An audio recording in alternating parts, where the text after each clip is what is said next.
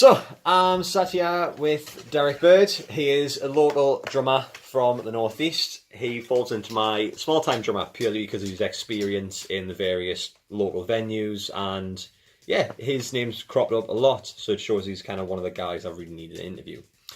Derek, I'm not used to calling you that, but bit of a loose one to open up with. What's the most important part of drumming to you? Timekeeping. Timekeeping. So that's a pretty broad thing. So that like you kind of keep time. You're not a drummer. Yeah. Don't care how fast you can play, how clever your rules are. You kind of keep time. You're not a drummer. Yeah, it's pretty standard one. So Yeah. focus pretty heavily on that. As a career, what would you say was most important? Kind of taking the playing aspect out of it. What would you say the most important thing about being a drummer? Like kind of taking technique away. Just enjoyment. Simple as that. If you don't enjoy what you're doing, you'll never be any good anyway. So it's irrelevant. So your technique will never get better unless you enjoy what you're doing. Yeah. That's the same with every instrument. Piano. Yeah. It could be anything. Yeah, cool.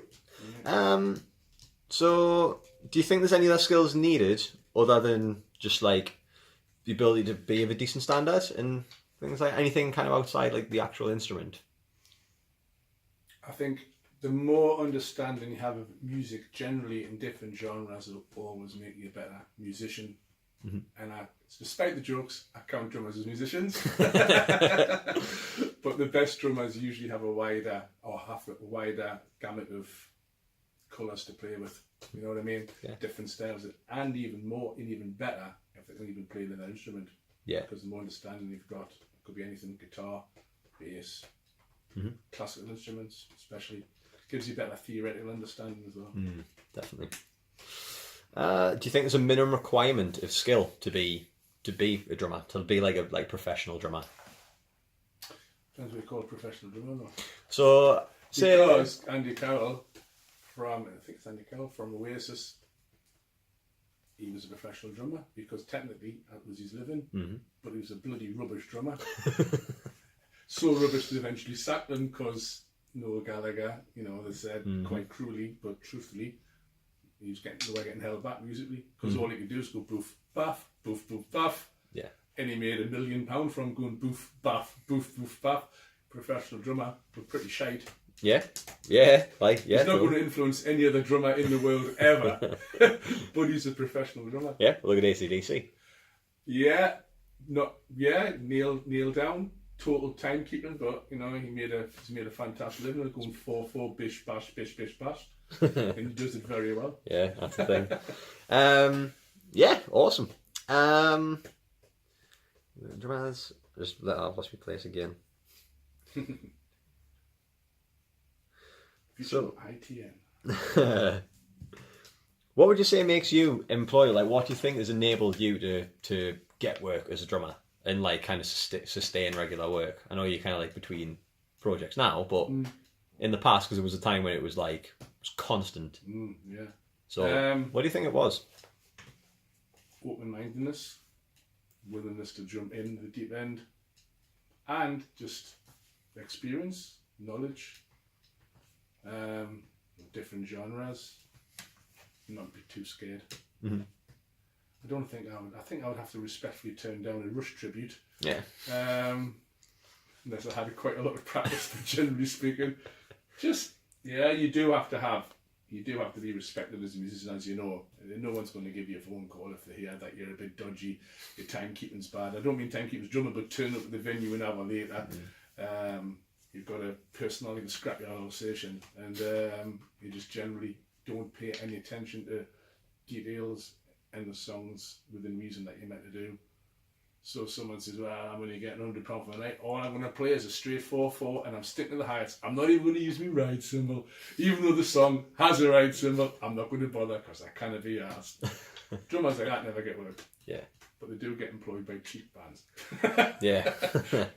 Which is probably why the lower kind of drummers like that, not even lower drummers like that. Yeah, who don't even listen to the song. You've got a minimum homework to do. This is the set list, we're doing this, and within reason you give it a good listen. So apart from the tempo in your head, listen to what the bass drums do. Oops, switching to hi-hat there. Oh, there's open hi-hats there. There's a bit of a shuffle groove there. I think I'll do that because it's important to the song. A lot of drummers who don't do that. is amazing. And even when it's not even, what annoys me is when it's not even technically difficult to do it. It's just laziness. Yeah, you say that quite a bit. Yeah, I know you do. Know you. It's not even technically difficult. Just do it. Just listen to the song. You'll find out. You just switches to right symbol. You haven't bothered your ass. Switch to right symbol. You're making the song sound wrong. Yeah. You mentioned like kind of how like saying like having like the personality of a scrapyard Alsatian, which is quite a good analogy. I quite like that.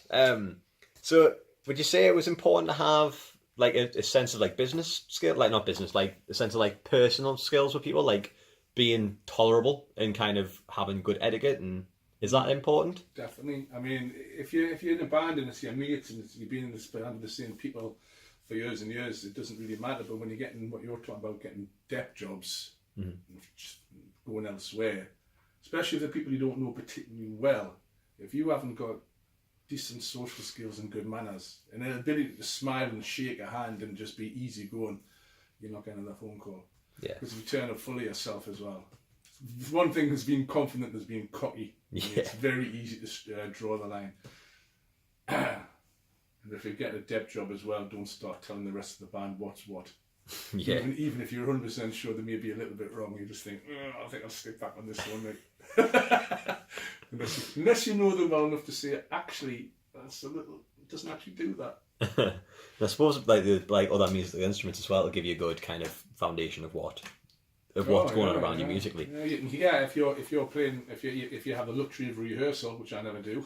If you have the luxury of rehearsal and you hear that the guitar's playing a minor chord instead of a major chord, and you think, I don't think, then it's all part of musicality.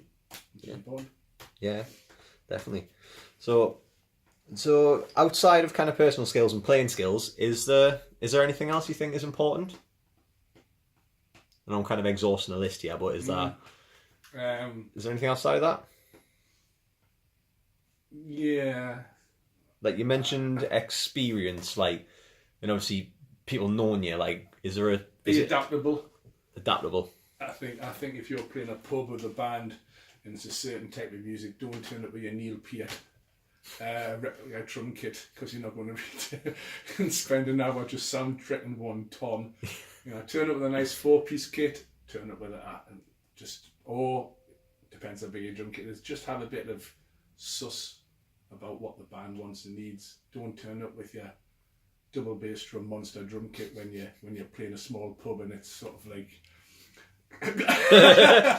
unless the band want you to, and they think in this room, fair play. But if you're playing sort of like, if you're playing on the top of your head, let's just say the Saturn Dancer, don't turn it with the Cozy Powell replica drum kit when you're playing with a blues band.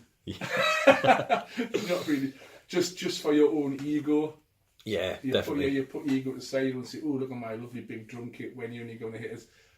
There's no need. Yeah, it's not. Yeah, you mentioned just there about kind of taking on and like doing what's right for the band and kind of like not so much serving the band, but doing what's right by them. Like if they expect a certain thing. So obviously, in a sense, do you think you need like to work, like run it as like a business yourself, like you're playing as a working drummer? Do you think that's like quite apt? If it's your primary source of income, you have to. Mm-hmm. But if it's not your primary source of income, you can just treat it as pin money and have a laugh. And that's the advantage. If it's your primary source of income, you have to treat it as a business, and if it is just nothing but playing drums as your only source of income, you're going to have to do a lot of gigs, and you're going to have to be really good, because if you do dep gigs, you're going to have to be charging a lot, and most depends on the band. The average venue you might be looking to get the tie end in a pub, £400. You kind of say, well, I want £200 for the night. Yeah. You're going to get your share of that. And if there's 5 people in the band, that's not £100 each. Oh, no. So you're going to have to do a lot of gigs, you know what I mean? Yeah. What was the question again? do you need a good sense of business to be a working drummer? I think you just need to. If you're self-employed, you have to have a sense of business regardless. Doesn't matter as a drummer or a dog breeder. You've got to have a sense of business, so it's irrelevant what your profession is. Musicians have got a bad reputation because when we went to the account, the joke about, he'll do it for free and a couple of pints, then days are well gone. Yeah, it's long gone. That reputation was pretty deserved though, because most bands did. Yeah. They get a night out with their mates and they get drunk for free. Nah, you want more than that these days. Yeah, it don't work. The mortgage company won't take that. Exactly. Unless you're only sort of like 17, 18-year-old, and in that case you can sort of have a bit crack, but it comes a point where you've got to take it more seriously. Yeah, definitely. Do you have an opinion on what you think other people look for when they look for a drummer?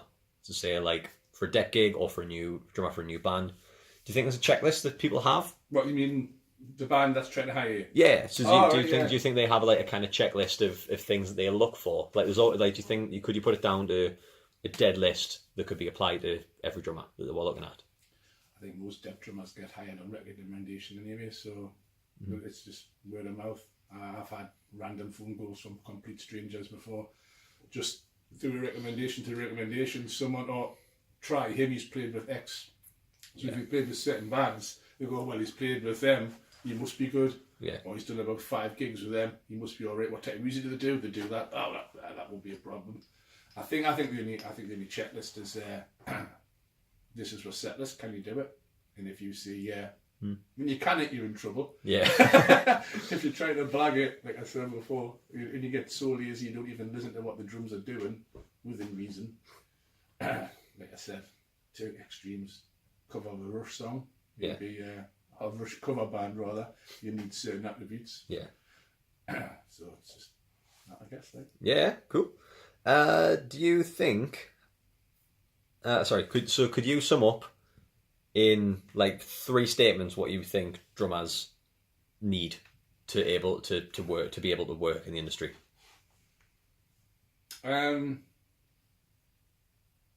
Technique has definitely got to be up there, because if you haven't got it, you get found out pretty quick. Unless it's just an AC/DC covers band, and then you might be able to get away with it for quite a while. Same as any musician, just exactly the same as the guitarist. To be honest, like, just be personable, easy, open-minded, friendly. You know, it's the usual ones. You know, if you've got, like I said, the scrapyardization personality, you could be the greatest drummer in the world, but if you're a bit of a dick, no one's going to want to hire you. Because the whole thing, you're spending a whole night together in a pub or a club or a bar or in a venue. Or in a van. And yeah, if you're travelling quite a way in a van, you don't want to be stuck with a dickhead or someone who's got an ego, the size of the planet. 3 attributes. Open-mindedness. Yes, he said open-mindedness. He said people skills was another one. Third one, and technique. That's kind of technique. I think that's the grounding. Yeah. Cool. Another one. So, do you think a drummer? So, say you took those 3 attributes. Do you think a drummer, depending obviously as you go up the spectrum, if the professional level from pub to like tour, and there's different requirements and stuff. But do you think that it's possible for a drummer who's very solid, very grounded in any level they're at, do you think those skills are easily adaptable and applied higher up the chain or lower down the chain? So do you think a pub and club drummer, if they're doing the thing or well-rounded in all these areas, do you think they could quite easily, adjusting for the size of venue and things like that, do you think they could cope in, say, the high-end category? Should be able to. Should be able to. As long as the technique's there. There's a lot of brilliant drummers who never ever make a living out of drumming. There's a lot of very average drummers, use average in small letters, who made a living, be in the right place at the right time. Depends, like I said, if you're a technician, a deaf drummer, or a teacher, you've got to be at a certain level, but you can make a very handsome living with being pretty crap. Yeah. The sacked Oasis drummer, for example, just comes to mind. Just he was sacked because of that. I don't even know if he was a dick actually, but maybe he was. I know, be pretty big ask in that band. to I know, be the biggest one there. I'm Dick Liam Gallagher. Anyway, no, as far as I'm aware, he was binned because he just simply wasn't good enough for what the progression that Oasis, and I'm not an expert in Oasis, but I do know that Noel Gallagher wanted to progress the band musically, and the drummer wasn't up to the job. Yeah, so that segues quite nicely into another question. So do you think that a drummer given what we've just said, if a drummer had, say, 2 of these attributes, do you think they could still make a living? Like, as a kind of general consensus, though, obviously there is one-off cases where a drummer is lacking one of these skills, whether it be player, personal, business. Do you think they've managed to make a living? Like someone earlier, like one of the other interviews, like used Lars Ulrich, terrible people skills, but he's marketed himself the right way and he does his thing well. And he's managed to make. It's hard to talk about Lars Ulrich unless he personally knows him. I don't know how you can make that call. Yeah, it's like, it was just Lars Ulrich. Yeah, had an interview with him. He's a right dickhead. Really? You know that well? Nah, not really. I've just seen interviews with him, and you know. There was something like that. Like, it was just saying, like, and I think in one of the interviews, not the interviews, one of the bits of coursework I did, I used Meg White as an example, where she's very primitive and just plays a standard quarter note beat. Yeah. Over everything, but it works, and that was the call for the band. She's clearly got a good business head in her because she stuck in with Jack and did the White Stripes. And I was just going to say, you don't know her personally, but if she was living that close to someone, not there, but on the face value, it looks like she was only lacking the playing skills. Yeah, she managed to make a career out of it. Yeah, because then it's sort of like talking about genres of music, and like the White Stripes, for example, if you're quoting her, what she does is all that's required. If she started doing fancy little chops around the drum kit, it'll be like, what are you doing? Yeah.